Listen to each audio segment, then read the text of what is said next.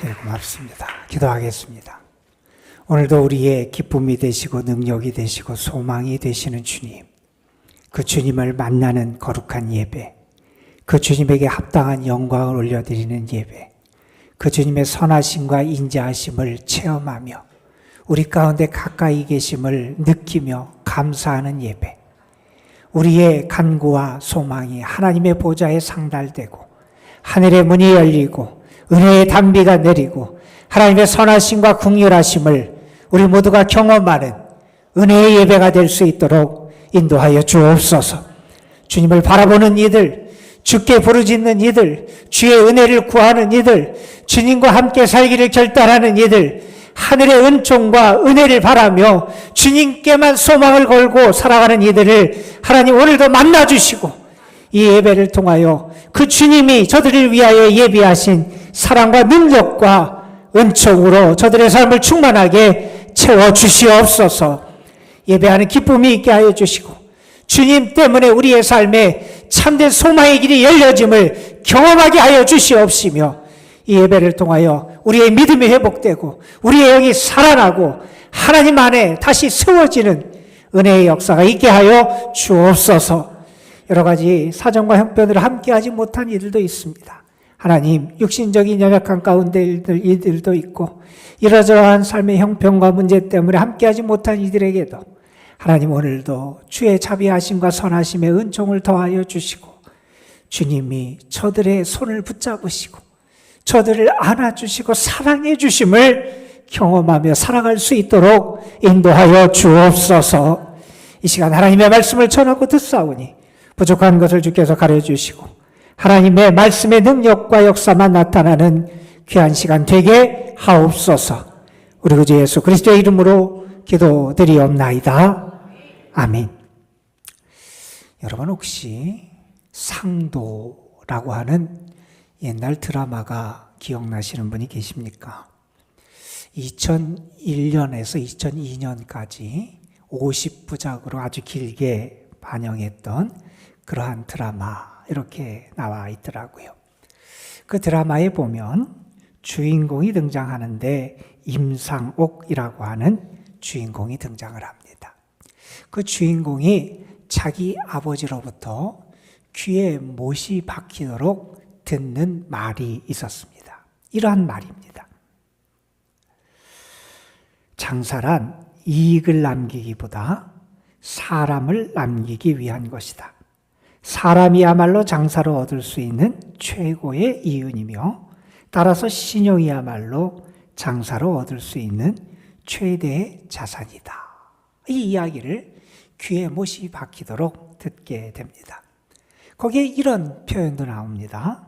상즉인, 장사가 곧 사람이다. 이러한 아버지의 가르침을 이 주인공 임상욱이라고 하는 사람은 가슴에 담고 평생 자기의 삶의 좌표로 삼고 살아갑니다.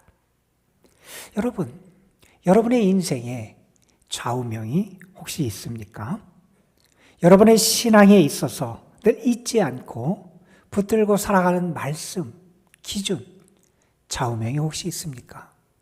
여러분은 어떤 말씀을 붙잡고 그것을 여러분의 인생의 신앙의 좌우명으로 삼고 살아가십니까? 오늘 우리는 마태복음 6장 31절부터 33절의 말씀을 읽었고 이 가운데 특별히 33절의 말씀은 예수님께서 우리들 주님을 따르고 믿고 살아가는 우리에게 가르쳐 주신 바른 신앙의 좌표, 좌우명과 같은 말씀이 이 오늘의 33절의 말씀이라고 이야기할 수 있을 겁니다. 그런즉 너희는 먼저 그의 나라와 그의 의를 구하라. 그리하면 이 모든 것을 너희에게 더하여 주시리라. 우리가 수없이 들어온 말씀인데 오늘은 다시 한번 이 말씀을 붙잡고 이 말씀을 통해서 하나님 우리에게 들려주시는 하나님의 뜻과 길을 찾는 시간이 됐으면 좋겠습니다. 여러분, 먼저 우리가 이 말씀을 이해하려면 이 말씀에 등장하는 하나님의 나라 그리고 하나님의 의가 무엇을 가르치는지를 살펴볼 필요가 있을 겁니다. 여러분, 성경에서 하나님의 나라라는 표현은 하나님의 다스림을 의미합니다. 하나님의 나라를 구하라 하는 말씀은 그래서 하나님의 다스림을 구하고 추구하며 살아가라는 말씀으로 우리가 이해할 수가 있습니다. 그리고 이 하나님의 다스림을 구하라 하고 하는 이 말씀은 결국 우리에게 어떤 의미가 있느냐? 하나님의 살아계심을 내가 인정하고 하나님의 다스리심을 인정하고 내가 그 하나님의 다스림 안에 하나님의 다스림을 받고 살아가는 그 삶의 길을 걸어가라고 하는 그 말씀으로 우리가 이해할 수가 있을 겁니다. 어느 시골에 아주 신앙이 깊은 한 할머니가 혼자 살고 계셨다 그래요. 그런데 그 옆집에는 믿지 않는 한 할아버지가 혼자 살고 계셨는데 아주 성질이 고약한 그런 할아버지가 살고 계셨답니다. 이 할머니는 생활은 넉넉지 않았지만 믿음이 좋았고 늘 기도로 하루를 시작하는 삶을 사셨다 그래요. 아침에 일어나면 창문을 열고 하나님을 향해서 크게 기도하는데 하나님 아버지 이렇게 하나님을 부르며 하나님 앞에 기도로 삶을 시작했다 그래요. 그 옆집에 사는 할아버지가 그 할머니의 이 기도 소리를 매일 들어요. 그러면서 혼자 이렇게 얘기합니다. 이 망할 할망구라고 하나님 아버지가 어디 있어? 믿지 않으니까 아마 이런 이야기를 했을 겁니다. 어느 날 그 할머니네 집에 식량이 떨어졌답니다. 그 할머니가 하나님 앞에 또 기도합니다. 하나님, 쌀떡에 쌀이 떨어졌습니다. 저에게 일용할 양식을 주옵소서. 그 기도 소리를 옆집 할아버지가 들었어요. 그리고 심술이 났고 무언가 골탕을 먹여주고자 하는 생각이 들었다 그래요. 그래서 몰래 쌀 한 보따리를 그 할머니 집 앞에 갖다 놓았답니다. 어떻게 하나 한번 보자는 거예요. 그 할머니가 쌀을 발견하고 너무나 기뻐하며 가지고 집에 들어가서 또 이렇게 기도하더래요. 하나님, 제 기도를 들어주시고 일용할 양식을 주셔서 감사합니다. 이 할머니가 이렇게 기도하니까 그 기도를 듣고 있던 이 할아버지가 등장해서 이 망할 할망구야, 그건 하나님이 보낸 게 아니라 내가 보낸 거다. 하나님이 어딨냐? 내가 그걸 챙겨준 거라고 그렇게 이야기를 하더라는 거예요. 그랬더니 그 할머니가 그 할아버지의 이야기를 들은 다음에 다시 하나님 앞에 이렇게 기도했답니다. 하나님 아버지, 제 기도를 들어주셔서 저 성질 고약한 할아버지를 통해 쌀을 주시니 감사합니다. 여러분, 이 할머니는 어렵고 힘들지만 늘 하나님을 의지하고 살았던 거죠. 하나님의 역사하심을 믿고 살았고 그 하나님의 다스림을 믿고 살았고 자기에게 벌어진 일들을 하나님의 다스림과 은혜의 역사로 바라보고 이해할 수 있는 믿음이 있었던 것이죠. 여러분, 정말 여러분 하나님의 다스림을 믿고 살아갑니까? 여러분은 정말 하나님의 다스림 안에 살아가는 것이 행복이고 기쁨임을 고백할 수 있습니까? 우리가 정말 하나님의 다스림을 믿고 내가 하나님의 다스림 안에 살아가는 그 신앙인임을 우리가 고백하며 간증하며 살아가는 그 믿음이 우리에게 있냐 하는 겁니다. 여러분, 오늘 말씀에 등장하는 하나님의 의, 그의 의라고 하는 것은 또는 어떤 의미가 있냐면 이런 의미 두 가지로 특별히 이해할 수 있습니다. 하나님의 올바르심, 하나님의 거룩하심, 하나님의 공의로우심, 하나님의 진실하심, 이 하나님의 완전한 속성을 나타내는 단어가 하나님의 의라고 하는 단어입니다. 그래서 우리가 하나님의 의를 구한다 하는 그 말은 어떤 의미가 있냐면 우리가 정말 하나님의 의를 힘입고 하나님의 성품을 내가 닮고 거기에 참여해서 나의 삶도 거룩하게, 나의 삶도 정결하게, 나의 삶도 의롭게, 나의 삶도 신실하게 살아가기를 구하는 것이 하나님의 의를 구하는 그러한 삶이라고 말할 수 있을 겁니다. 또한 이 하나님의 의라고 하는 것은 어떤 의미가 있냐면 하나님의 의지와 하나님의 뜻과 하나님의 계획을 나타낼 때 이 하나님의 의가 쓰이기도 했음을 우리가 알게 됩니다. 내가 정말 나의 의지가 죄악에 물든 나의 의지를 깨끗하게 씻고 하나님의 의지, 하나님의 뜻을 따라 살아가는 삶을 살아가는 게 하나님의 의를 구하는 삶이라고 말할 수 있을 겁니다. 그런데 예수님은요, 너희가 그의 나라, 하나님의 나라와 하나님의 의를 구하라 이렇게 말씀하시면서 그 앞에 한 가지 부사를 통해서 예수님의 뜻을 분명하게 나타내 주십니다. 너희는 먼저라고 하는 단어입니다. 여러분은 우리는 이 먼저라는 단어가 어떤 의미인지 알아요? 가장 우선적으로, 가장 중요하게, 가장 힘써서, 가장 마음을 써서 내가 그것을 구할 수 있어야 한다는 의미입니다. 여러분, 그래서 우리가 하나님의 나라와 하나님의 의를 구하라 라고 하는 이 말씀을 어떻게 간단하게 이해하고 표현할 수 있느냐? 너희는 진실로 하나님을 구하며 살아가라.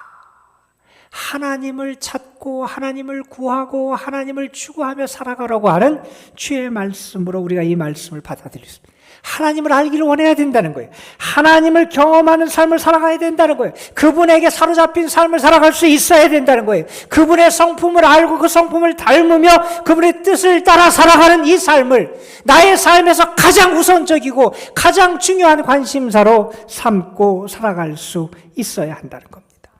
여러분, 한번 솔직하게 여러분 스스로에게 답해 보십시오. 여러분 인생의 가장 중요한 관심사가 뭡니까? 여러분 인생의 최대의 관심사가 뭡니까? 여러분 인생의 가장 우선적인 관심사가 뭡니까? 여러분, 우리는요, 이 땅을 살아가면서 신앙이 있고 믿음의 자리에 있고 예배의 자리에 와 앉아 있다고 하면서도요, 자꾸 우리의 마음을 세상에 빼앗기기도 하고 우리 일상의 문제에 우리의 마음을 빼앗겨 살아가곤 합니다. 예배의 자리에 있는데도 우리의 마음이 자꾸 우리의 일상의 문제와 세상의 걱정으로 우리의 마음이 빼앗겨집니다. 그래서요, 예배의 자리에 있는데 예배가 형식적으로 머물게 되고요, 찬양을 드려도 입술의 찬양으로 머물게 되고요, 기도를 해도 내 마음이 담기지 않은 그러한 기도를 올리는 그러한 자리에 머물 때가 많이 있다는 겁니다. 여러분, 예배의 자리에서도 그런데 우리의 일상의 삶의 자리에서는 어떻습니까? 여러분, 혹시 여러분의 마음, 여러분의 생각이 가장 중요한 것을 무엇이 차지하고 있습니까? 여러분 가운데 물론 삶의 문제가 너무나 어렵고 인생의 짐이 너무 무거워서 하나님의 나라와 하나님의 의를 생각할 겨를도 없고 생각할 힘도 없고 마음의 자리도 없는 분이 아마 계실 겁니다. 그런데 여러분, 솔직하게 보면 우리 대부분의 사람들은요, 그러한 문제에 그렇게 꽁꽁 묶여 살지 않고도 살아갈 수 있는 게 우리의 삶일 거예요. 여러분, 우리가 조금만 마음만 먹으면요, 조금만 욕심만 내려놓으며 조금만 포기할 줄 알면요, 우리는 일상의 노예가 되지 않고 하나님을 바라고 하나님의 뜻을 생각하며 살아갈 수 있습니다. 그런데요, 우리는 그렇지 못한 모습을 보일 때가 더 많아요. 왜 그렇습니까, 여러분? 우리에게 열정이 사라졌어요. 하나님의 나라에 대한 열정, 하나님을 바라보는 열정, 믿음의 열정이 우리에게 사라져 버렸다는 겁니다. 여러분, 여러분에게 거룩한 열정이 있습니까? 여러분은 교인을 두 종류의 교인으로 구분을 하더라고요. 하나는 고와 같은 교인이 있고요, 하나는 하나님을 부모님으로 모시고 살아가는 교인이 있다, 이런 비유를 합니다. 고와 같은 교인은 어떤 사람이냐 하면 하나님 앞에 와서도 구하지를 않는 거예요. 인생의 문제 자기 혼자 해결하려고 그럽니다. 혼자 생각하고 혼자 계획하고 혼자 힘으로 살려고 노력을 합니다. 반면에 하나님을 부모님으로 모시고 살아가는 신앙인들이 있다는 거예요. 어려운 문제가 있으면 부모님과 의논하듯이 하나님과 의논합니다. 하나님의 지혜를 구합니다. 하나님의 도움을 구하며 그렇게 살아가는 사람들이 있다. 여러분, 하나님을 부모님으로 모시고 살아가는 사람의 모습을 우리는 하나님의 다스림과 은혜 가운데 살아가는 사람이라고 말할 수 있을 겁니다. 여러분, 우리가 하나님의 다스림 가운데 살아가면요, 우리에게 변화가 나타나요.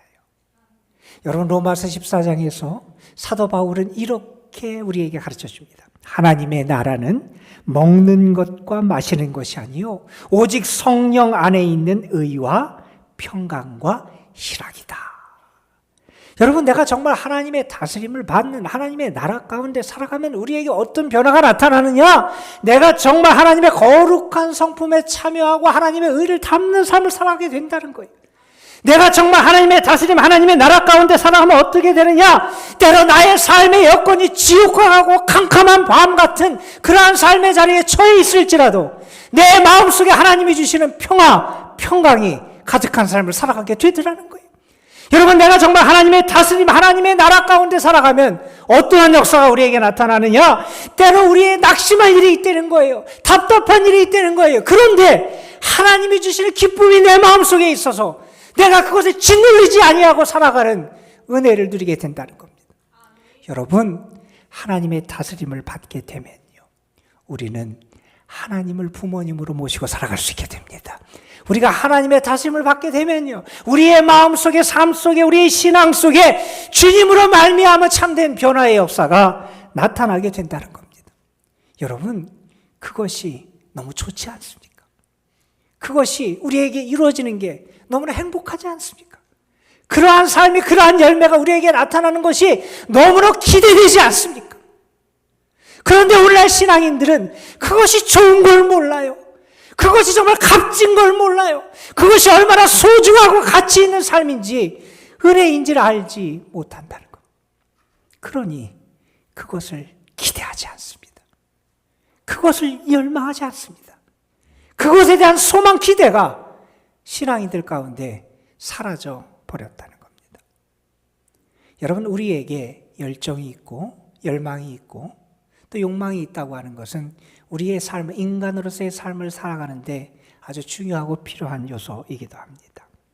우리에게 살고자 하는 열망, 욕망이 있어야 되고요. 또한 사랑하고 사랑받고자 하는 열망, 욕망이 우리에게 있어야 됩니다. 또한 우리가 인정받고자 하는 그러한 열망, 욕망이 우리의 삶에 많은 열매를 맺어가기도 합니다. 그런데 여러분, 우리가 때로 선한 거룩한 열망을 갖지 못하게 될 때, 우리의 열망, 욕망이 죄와 결합하게 될 때 잘못된 방향으로 흘러가기가 쉽다는 거예요.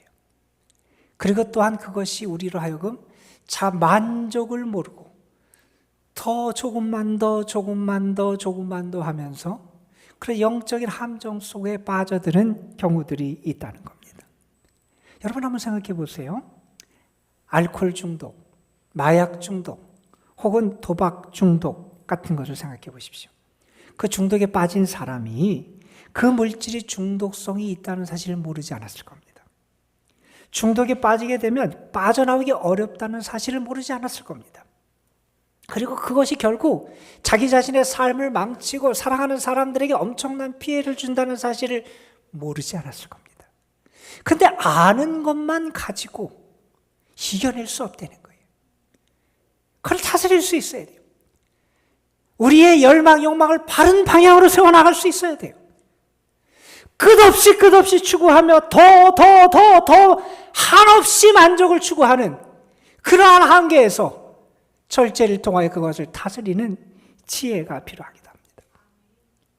여러분, 우리가 우리의 열망을 바른 방향으로 세우고요, 그것을 제어해가는 지혜를 가지고 살아가는 것, 우리의 삶에서 중요합니다. 그래서 바른 삶으로 우리의 삶을 나아갈 수 있어요. 그런데 여러분, 그것보다 더 중요한 게 있습니다. 그건 뭐냐 하면 우리의 삶의 가장 큰 중요한 관심사를 무엇으로 세우느냐, 그게 더 중요하다는 겁니다. 여러분, 우리의 마음은 참 신비롭고 이상해요. 우리의 마음은 어떤 것을 나의 가장 중요한 관심사, 나의 열망으로 세우게 되면 다른 나의 욕망과 열망은 그곳에 종속되게 되어 있습니다. 여러분, 한번 생각해 보세요. 성공하는 것을 내 인생의 가장 큰 중요한 그러한 관심사로 세웠어요. 자, 그러면 우리가 성공하기 위해서 때로는 잠자고자 하는 욕망을 줄이기도 합니다. 내가 무언가 편한 것을 하고자 하는, 놀고자 하는, 쾌락을 추구하는 욕망도 내가 절제하게 됩니다. 가장 중요한 관심사, 거기에 다른 열망들이 종속되게 되어 있습니다. 여러분, 우리의 마음의 이러한 원리를 주님은 모르지 않으세요. 그래서 우리에게 가장 중요하고 우리의 삶에서 가장 우리의 삶의 질서와 모든 것을 바로 잡는 최대의 열정, 가장 거룩한 열정, 가장 중요한 열정, 가장 큰 관심사를 바로 세우도록 우리를 이끌어 가세요. 주님이 우리에게 가르쳐 주신 우리에게 있어서 가장 중요한 관심사가 뭐냐? 하나님의 나라와 하나님의 의를 구하는 것이라는 겁니다. 여러분, 정말 여러분은 하나님을 알기를 원하십니까? 정말 여러분은 하나님의 존재에 눈뜨기를 원합니까? 정말 여러분은 하나님의 다스림 가운데 여러분이 살아가기를 원하십니까? 정말 여러분은 하나님을 닮아서 거룩한 속성과 영성과 능력과 성품을 지니며 변화되는 삶을 살기를 여러분은 정말 원하십니까? 여러분, 오늘 말씀에서 예수님은 그런 말씀을 하세요. 그리하면 이 모든 것을 너희에게 더하시리라. 우리는 무엇을 먹을까, 무엇을 마실까, 무엇을 입을까 하는 게 우리의 가장 큰 관심사로 삼고 모든 것을 거기에 종속시키는데 주님은 뭐라고 말씀하시느냐? 그의 나라와 그의 의를 구하게 되면 너희의 필요를 아시는 하나님께서 너희에게 다른 것을 채워주시는 은혜를 베풀어 주신다 하는 말씀을 하십니다. 어려운 삶의 환경 속에 살아갔던 그러나 믿음 가운데 하나님이 존귀하게 세워주시는 은혜를 경험했던 한 장로님의 고백 가운데 나오는 이야기입니다. 그분은 가난한 환경 속에서 자랐다 그래요. 중학교 1학년 때, 열 몇 살 때지요. 어머니 아버지가 다 돌아가십니다. 형제가 몇 명이었냐? 7남매가 있었답니다. 7남매의 가장으로 살아가야 했습니다. 이제 학교도 포기합니다. 막노동도 하고요. 심부름도 하고요. 할 수 있는 모든 일을 하면서 자기의 동생들 돌보며 집을 이끌어 갑니다. 그런데 그런 믿음의 사람이었습니다. 어려운 환경 속에서 기도하며 하나님의 도움을 구하며 살아갑니다. 그분이 이런 고백을 합니다. 저에게는 도움을 줄 만한 사람이 없었습니다. 부모님은 일찍 세상을 떠났지요. 동생들은 줄줄이 있지요. 친척도 친지도 아무도 나를 도와줄 사람이 없었습니다. 나는 도움받을 사람이 아무도 없고 의지할 것이 없었기 때문에 하나님만 의지했습니다. 하나님 앞에 기도할 수밖에 없었습니다. 하나님만 믿었습니다. 여러분, 구할 게 얼마나 많았겠어요? 필요한 게 얼마나 많았겠어요? 그의 삶에 아쉽고 있어야 될 것이 얼마나 많았겠어요? 그런데 그는 먼저 하나님을 붙잡습니다. 하나님만 의지합니다. 하나님만 믿습니다. 그는 이렇게 고백합니다. 그의 삶에 하나님이 많은 은혜를 주셨는데 자기가 받은 것들, 자기가 누린 것들, 성취한 것들, 세상에서 살면서 이룬 것들을 먼저 말하지 않습니다. 이렇게 먼저 말합니다. 하나님은 나에게 믿음을 주시고 용기를 주시고 희망을 주셨습니다. 여러분, 우리는 그런 얘기 많이 하지 않습니까? 우리의 마음속에는 하나님만이 채우실 수 있는 영적인 공간이 있다고 그러지 않습니까? 돈으로도 쾌락으로도 세상의 명예로도 세상의 권력으로도 채울 수 없는 공간이 있다는 거예요. 여러분, 그 공간을 누가 채워주시냐? 하나님이 채워주신다는 거예요. 다윗이 그렇게 고백하지 않습니까? 여호와는 나의 목자시니 내게 부족함이 없으리로다. 우리가 만족할 때 행복하잖아요. 우리에게 참된 만족을 주시는 분이 하나님이시라는 겁니다. 여러분, 그 다윗이 시편 34편에서 이렇게 고백합니다. 너희 성도들아, 여호와를 경외하라. 그를 경외하는 자에게는 부족함이 없도다. 젊은 사자는 궁핍하여 줄일지라도 여호와를 찾는 자는 모든 좋은 곳에 부족함이 없으리로다. 하나님을 먼저 찾아야 된다는 겁니다. 하나님을 구해야 된다는 겁니다. 하나님을 추구하는 삶을 먼저 살아갈 수 있어야 한다는 겁니다. 여러분, 예수님이 우리를 불행하게 하시기 위해서, 예수님이 우리를 괴롭게 하시기 위해서 오늘 말씀을 하셨겠습니까? 예수님은요, 주님을 믿고 따르는 자들이 진정 행복하기를 원하십니다. 그러기 위해서 주님이 우리에게 가르쳐 주신 말씀이 있습니다. 너희는 먼저 그의 나라와 그의 의를 구하라는 겁니다. 여러분, 오늘 말씀을 보면서 우리가 확인해야 될 것들이 먼저 있습니다. 여러분, 무엇이 진정 성공한 인생이라고 생각하십니까? 여러분이 생각하기에 참된 성공을 여러분은 무엇이라고 생각합니까? 여러분, 진정한 성공은요, 신앙적으로 말하면 하나님께 성공하는 것이고, 그걸 이렇게 표현할 수 있을 겁니다. 하나님이 나를 기뻐하시고 하나님이 나를 인정해 주시는 겁니다. 하나님이 나에게 그래, 맞다, 나에게 하나님의 예스라고 말씀해 주시는 게 우리의 삶의 진정한 성공이라는 겁니다. 여러분, 하나님이 나를 인정해 주시고 기뻐하시고 나의 삶을 예스라고 말해 주신다면, 그것이 우리에게 진정한 성공이라면 우리가 그 성공을 위해서 가장 먼저 구하고 찾아야 될 게 무엇이냐? 주님이 오늘 가르쳐 주신 겁니다. 먼저 그의 나라와 그의 의를 구하라는 겁니다. 미숙한 사람이 있고 성숙한 사람이 있어요. 미숙한 사람은 전체를 보지 못하고 부분만 봅니다. 숲을 보지 못하고 나무만 봅니다. 그런데 성숙한 사람은 더 넓게 봅니다. 더 크게 봅니다. 숲을 볼 줄 압니다. 미숙한 사람은요, 눈 앞에 있는 것만 봅니다. 그게 다인 것처럼 알아요. 그런데 성숙한 사람은 더 멀리 볼 수 있는 게 성숙한 사람입니다. 미숙한 사람은요, 내 일, 내 것, 이것만, 내 뜻만 찾습니다. 그런데 성숙한 사람은 하나님의 뜻을 구하고 하나님의 길을 구하게 됩니다. 여러분, 주님은 우리가 성숙한 믿음의 사람이 되기를 원하십니다. 그래서 우리에게 가르쳐 주십니다. 너희는 먼저 그의 나라와 그의 의를 구하라.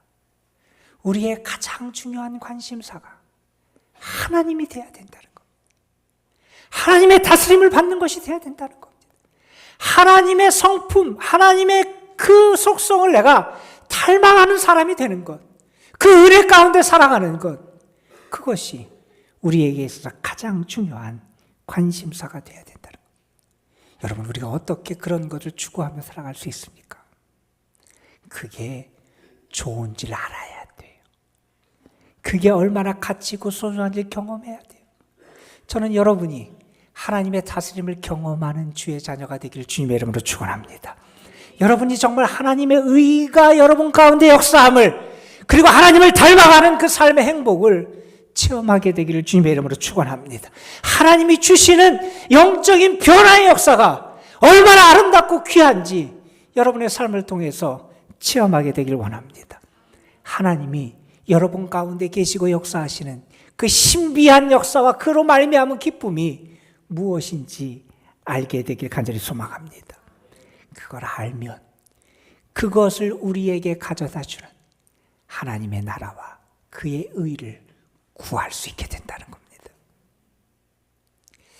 오늘 오후부터 우리 교회 말씀 집회 3주 동안 갖게 됩니다. 평일날 모이는 것도 어렵고 또 우리 교인들도 멀리 계신 분들이 많고, 그래서 모일 수 있는 주일에 3주 동안 우리가 오후에 집회를 이번에 열게 됐습니다. 저는 이번 말씀 집회를 통해서 여러분이 주님과 만나는 거룩한 시간을 좀 경험했으면 좋겠어요. 하나님이 예배하신 은혜를 통해서 하나님의 다스림과 은혜 가운데 살아가는 삶을 발견할 수 있었으면 좋겠어요. 그것이 얼마나 행복한지, 그것이 얼마나 소중하고 가치 있는 삶인지, 그걸 통해서 나의 삶이 어떻게 하나님의 은혜 가운데 살아가게 되는지, 거룩한 만남과 거룩한 회복의 은혜를 누리는 여러분이 되시기를 주님의 이름으로 부탁을 좀 드립니다. 우리의 삶에 하나님이 함께 하십니다. 우리는 분명히 믿습니다. 하나님의 다스림이 우리에게 행복이고요, 하나님을 닮아가는 은혜가 우리에게 축복임을 믿습니다. 그 은혜가 여러분의 삶에 충만하게 채워지는 하나님의 은혜가 있기를 주님의 이름으로 축원합니다. 기도하시겠습니다. 아버지 하나님, 우리로 하여금 하나님을 구하고 하나님을 향한 거룩한 간절한 열망과 믿음을 가지고 살아가는 저희들 되게 하여 주옵소서.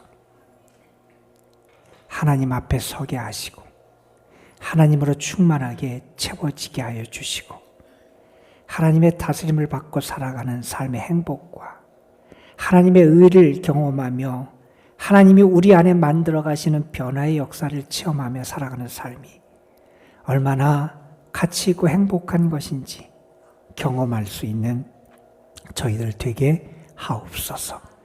그래서 우리의 우선적인 관심이, 가장 중요한 열망이, 거룩한 열망이 하나님의 나라와 하나님의 의를 구하는 것이 될 수 있도록 인도하여 주옵소서.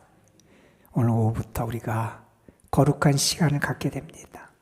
하나님과의 접촉의 은혜가 회복되게 하시고 하나님의 은혜와 다스림과 축복 속에 살아가는 삶의 능력을 경험하게 하여 주시고 주님의 생명의 말씀을 통하여 우리가 다시 회복되고 살아나는 귀한 은혜를 누리게 하여 주옵소서.